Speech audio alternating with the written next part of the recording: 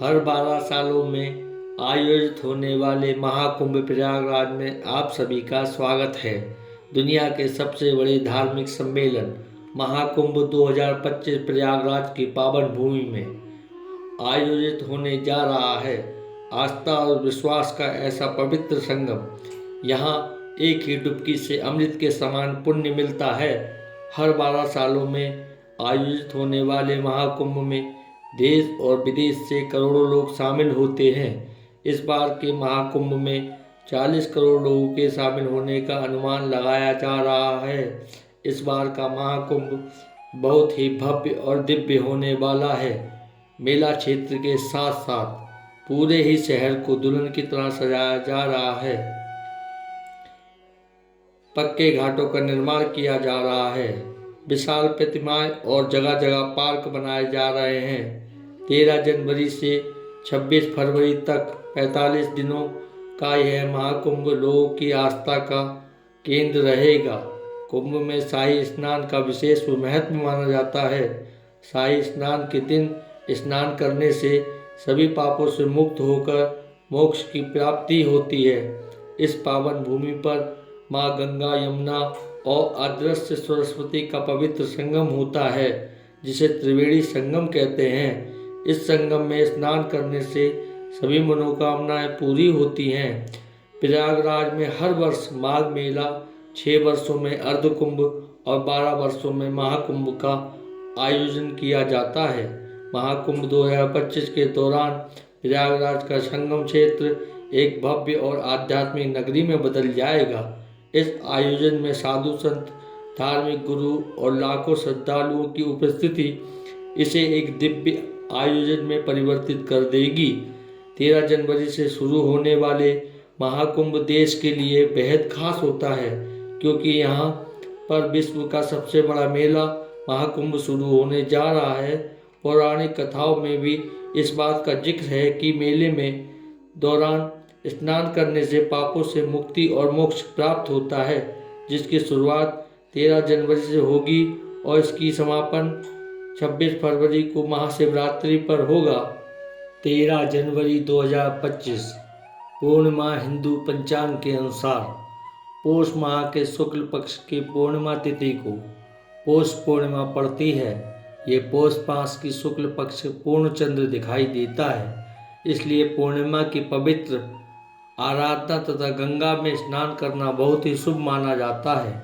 धार्मिक मान्यता के अनुसार ऐसा करने से जीवन के सभी कष्ट दूर होते हैं और सभी मनोकामनाएं पूर्ण होती हैं। इस दिन कल्पवास का संकल्प लिया जाता है, जो माघी पूर्णिमा तक 1 महीने की कठिन आध्यात्मिक श्रद्धा को प्रदर्शित करता है।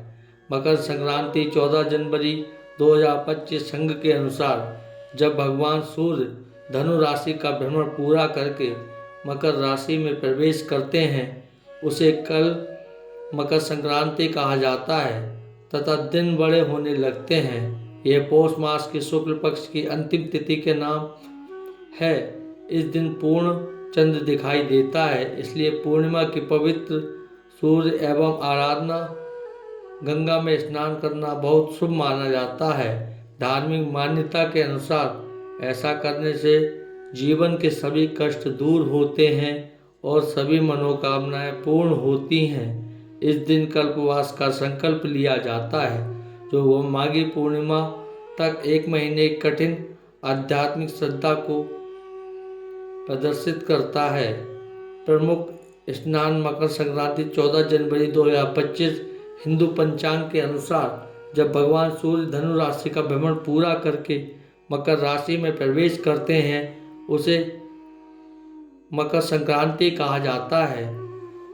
इस दिन सूर्य उत्तरायण की तरफ होते हैं तथा दिन बड़े होने लगते हैं। यह मान्यता है कि इस दिन पवित्र जल में स्नान करने से, पूजा पाठ, यज्ञ तथा दान करने से अक्षय पुण्य प्राप्ति होती है।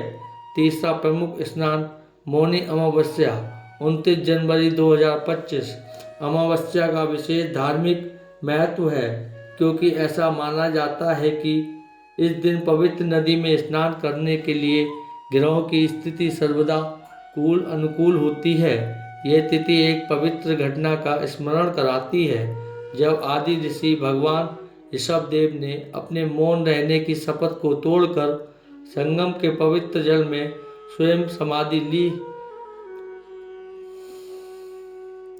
इस दिन यात्रियों की विशाल मंडली मौनी अमावस्या के दिन कुंभ मेले में आती है और इस दिन को आध्यात्मिक शक्ति तथा शुद्धिकरण का महत्व का पालन करते हुए जो व्यक्ति उपासना करता है वह सभी प्रकार के भौतिक सुखों को पकड़ अंत में मोक्ष प्राप्त कर लेता है।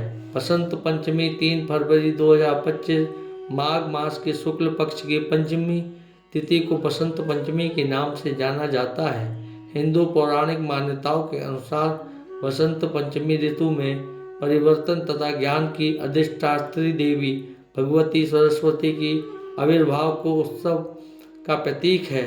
इस पवित्र उत्सव को मनाने के लिए कल्पवासी पीले रंग के वस्त्र धारण करते हैं। इस दिन पवित्र नदी में स्नान तथा पूजन का विशेष महत्व है।